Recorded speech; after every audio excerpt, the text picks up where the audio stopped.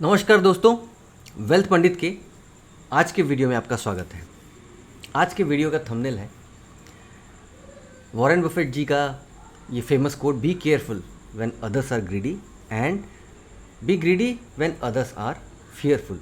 इसका मतलब है, संक्षिप्त में या कम शब्दों में इसका मतलब है, जो सही इन्वेस्टर होता है, जो जानकार इन्वेस्टर होता है, वो सही समय पे वैल्यू जिस स्टॉक में होता है उसको परख के उसमें इन्वेस्ट करता है।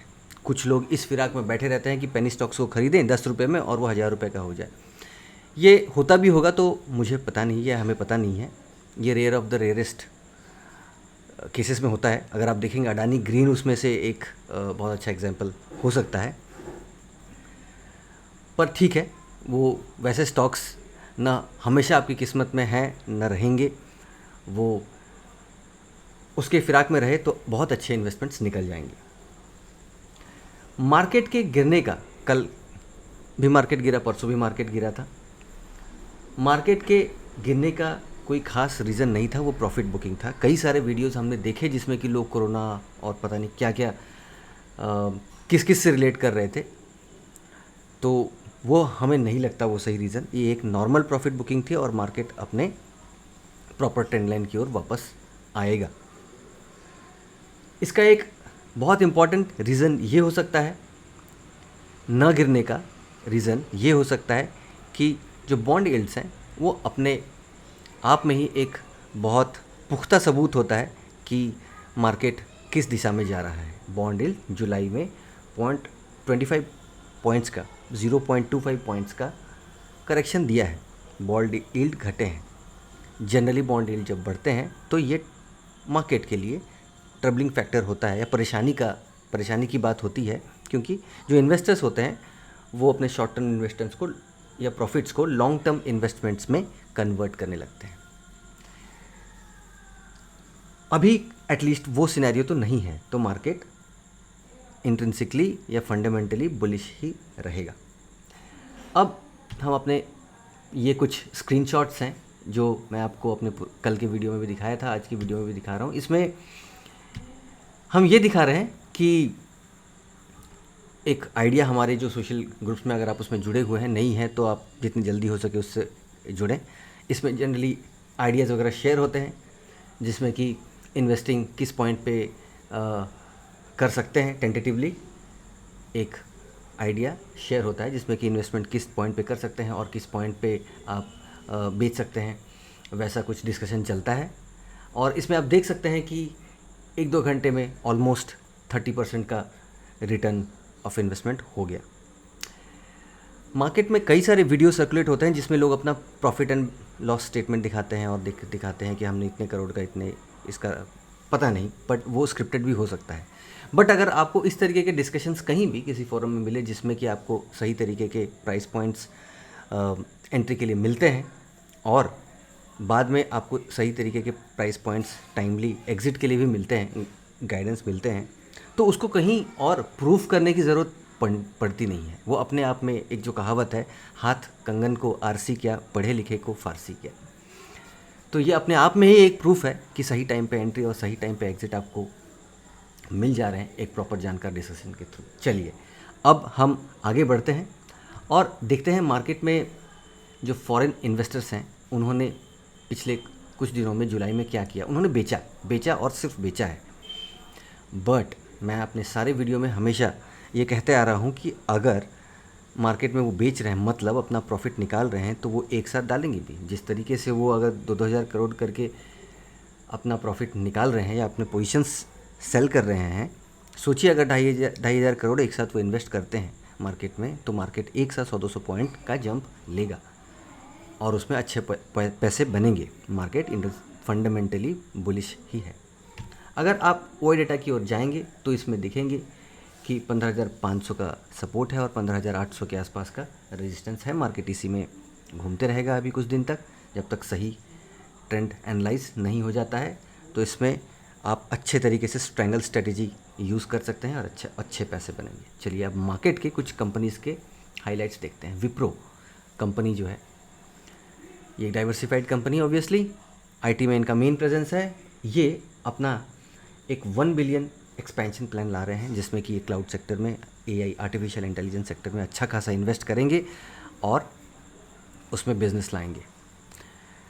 ये एक प्रॉमिसिंग इन्वेस्टमेंट कंपनी या एक प्रॉमिसिंग पोर्टफोलियो स्टॉक हो सकता है। टाटा पावर, हाल के कुछ सेशंस में हमने अच्छी खासी रैली देखी और निफ्टी के साथ कुछ इसमें गिरावट भी देखी।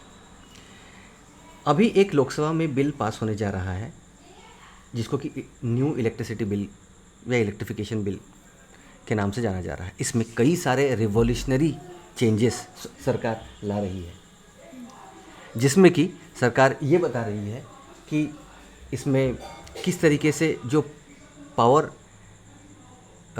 डिस्ट्रीब्यूशन कंपनीज़ हैं और पावर जनरेशन कंपनीज़ हैं उनमें किस तरीके से सेग्रीगेशन करेंगे, उनकी जो मेन पेन पॉइंट्स हैं जिसमें कि ट्रांसमिशन लॉस है और जो पावर थेफ्ट है उसको किस तरीके से कैटर करेंगे। उसके अलावा जो टोटल ऑल ओवर इंडिया का पावर डिस्ट्रीब्यूशन का इंफ्रास्ट्रक्चर है उसको किस तरीके से डिजिटलाइज करेंगे ताकि सही मीटरिंग और सही तरीके से रेवेन्यू जनरेशन हो सके। इसमें पावर कंपनीज़ को, गवर्नमेंट पावर कंपनीज़ को हेल्प करने की भी बात की गई है। हेल्प करने की मतलब उनको सब्सिडाइज करने की।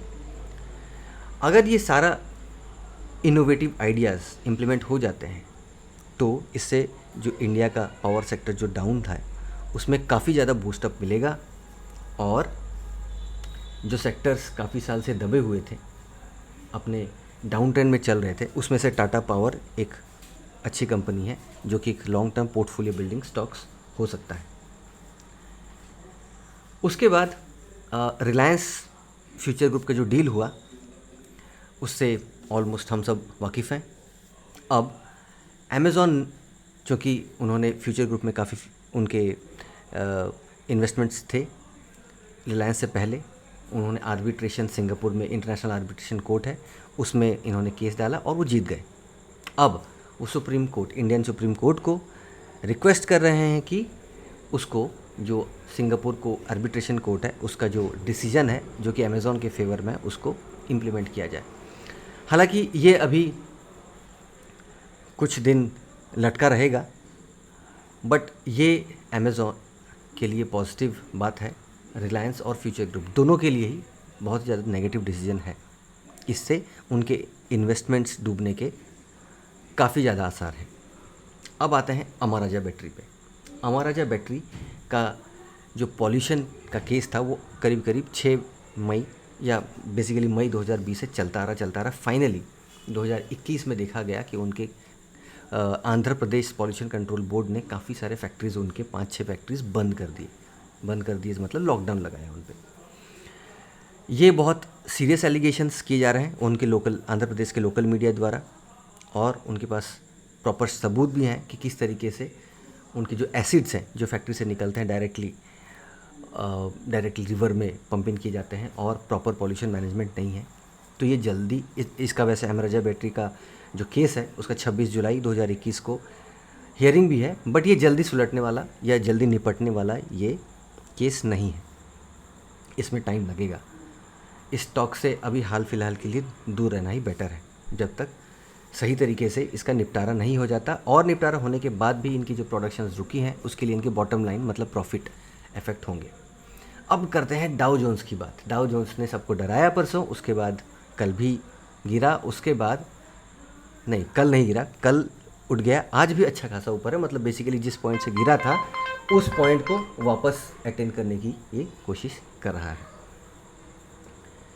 तो ये एक अच्छी बात है, क्योंकि निफ्टी जो है डाउ जोन्स को कोरिलेट करता है, तो ये एक बहुत अच्छी बात है कि हमको मार्केट में वापस एक बुलिश ट्रेंड देखने को मिलेगा।